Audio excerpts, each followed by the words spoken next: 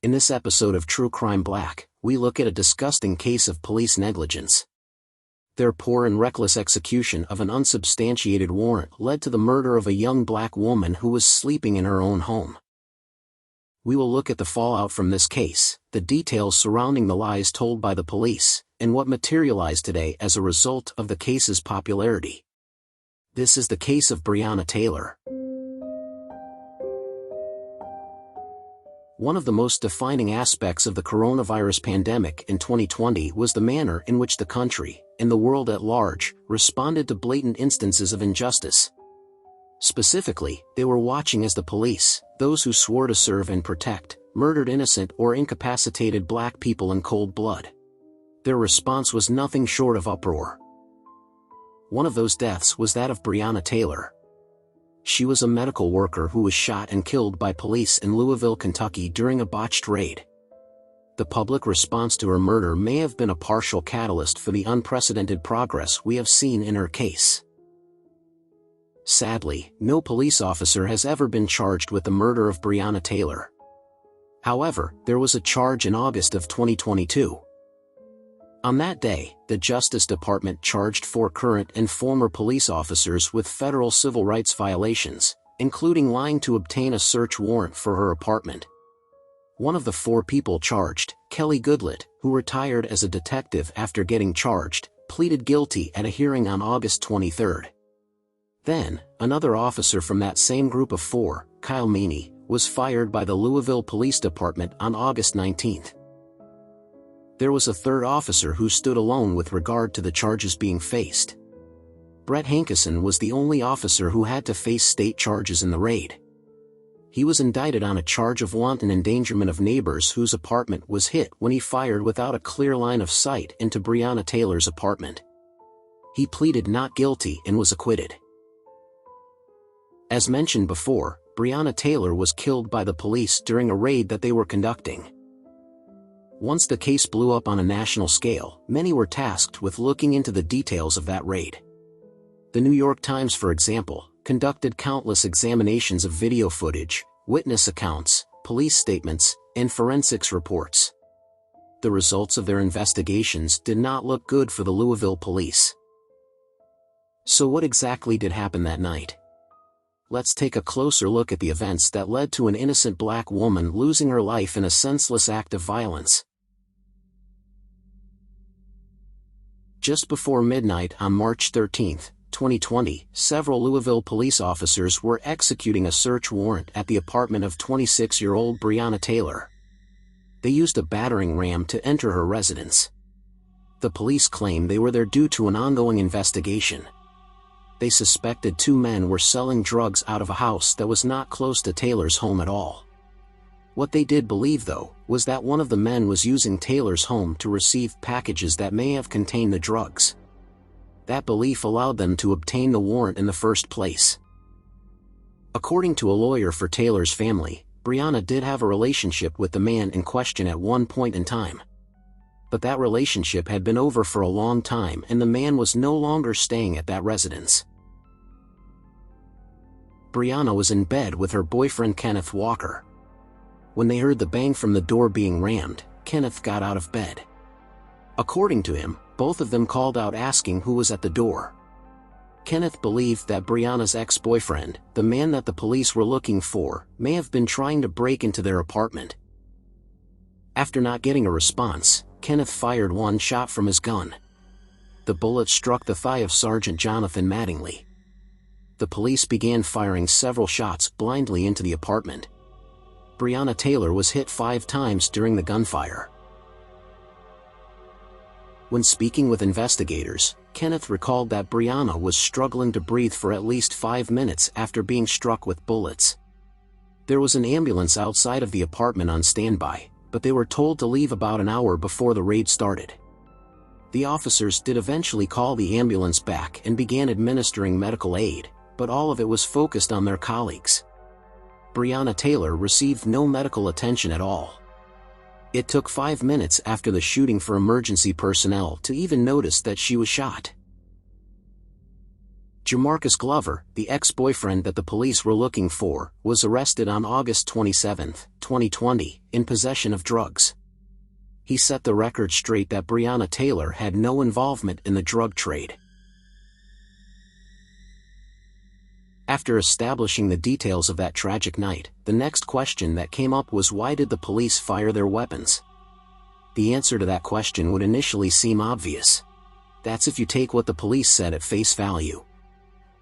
According to the Louisville police, they fired their weapons because they were alarmed after they were first fired at by Kenneth Walker. That rationale was given so much credence that Kenneth Walker was subsequently charged with attempted murder of a police officer. Thankfully, the charge was dismissed in May 2020. So why does their rationale not deserve as much credence as it was given? That is because of the terms of their raid. Initially, the Louisville Police Department received approval for something called a no-knock warrant. Under this document, the police would not need to announce themselves upon forcibly entering a residence. But before the raid, the terms were changed. The police now needed to operate under a knock-and-announce warrant, meaning that they would need to identify themselves from the get-go. This is where the most contentious disputes in the case would come from. The police claimed that they were following the conditions of their new warrant. They said that they knocked several times and even identified themselves as police officers with a warrant in hand. They went on to claim that their announcement was almost immediately met with gunfire. Kenneth Walker adamantly refutes those claims. Walker says that both he and Breonna heard aggressive banging at the door and asked who was there. According to him, no one answered. It doesn't help the Louisville police that their incident report was riddled with errors and outright falsehoods.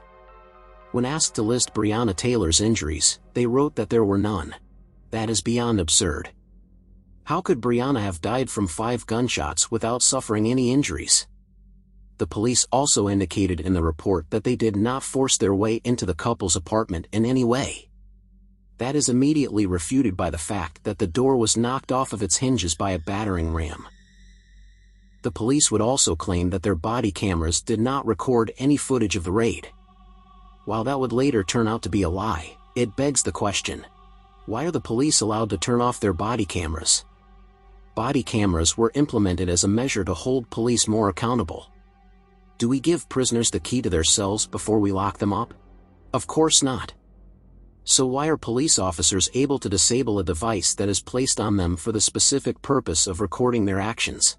It makes no sense. As more digging was done in this case, it would appear that claims by the police before the raid was even executed were untrue as well. In an affidavit, Louisville police officers claimed that Breonna Taylor's ex-boyfriend was receiving packages at her home. Prosecutors, however, found that there was no evidence to support that claim. 3 officers, Joshua Janes, Kelly Goodlett, and Kyle Meany, were found to have knowingly made false claims in the affidavit in order to obtain the warrant. An excerpt from the New York Times reads, Mr. Janes sent a draft of the affidavit to Ms. Goodlett, who prosecutors said knew the claim was false but further bolstered it with misleading information. Mr. Meany, who led a department investigative unit, approved the affidavit despite knowing that it contained false information. Just 2 months after that tragic night, Janes and Goodlett met and agreed to falsely tell investigators that a sergeant had told them that the packages were being sent to Taylor's apartment, according to prosecutors. That is when the Justice Department got involved. The department accused Janes and Meany of violating Taylor's right to be free from unreasonable searches and seizures. Goodlett and Janes were also accused of conspiring to falsify the affidavit. Additionally, Goodlett was also accused of conspiring to hinder the subsequent investigation.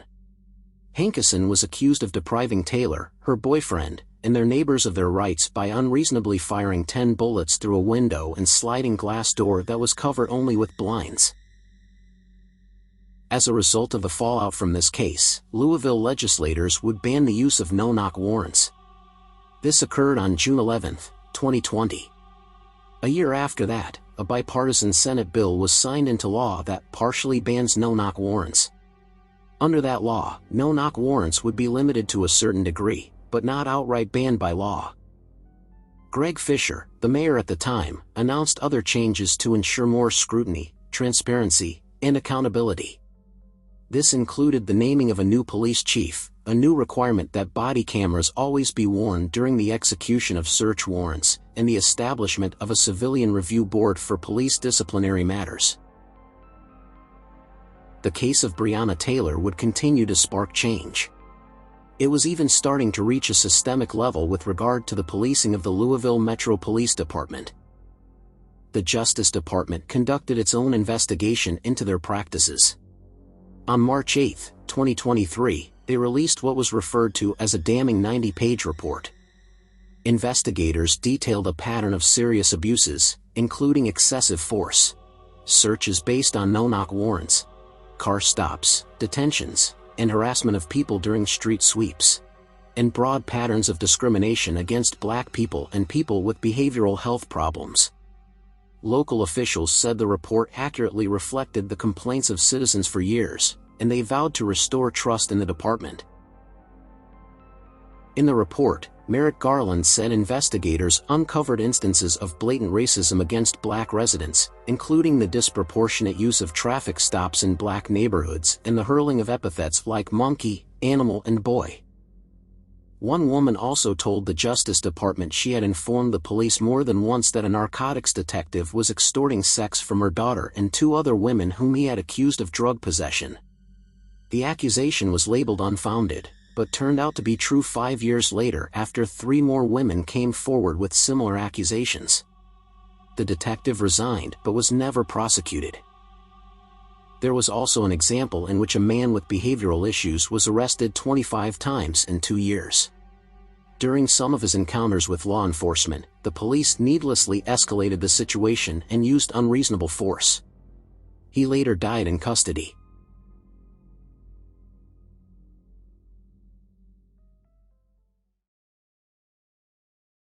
While we can only hope that the promises to implement change were genuine and that the changes they speak of come to fruition, we must never forget Breonna Taylor. Her death was a senseless act of recklessness by the police, and she should still be alive today. If positive change to the policing system in Louisville comes to life as a result of her case, then we should always remember the positivity that she was able to bring us even in death. Rest in peace, Breonna Taylor.